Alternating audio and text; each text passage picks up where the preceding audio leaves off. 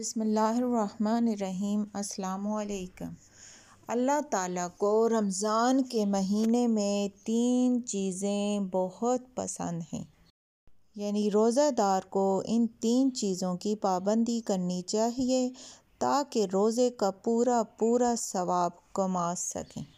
حضرت علی بن مرہ رضی اللہ عنہ سے روایت ہے کہ نبی پاک نے ارشاد فرمایا کہ اللہ تعالیٰ کو 3 چیزیں پسند ہیں: اخیر وقت تک سحری مؤخر کرنا، دوسری بات غروب ہوتے ہی فوراً افطار کرنا، تیسری بات نماز میں بحالت قیام ایک ہاتھ کو دوسرے ہاتھ پر رکھنا۔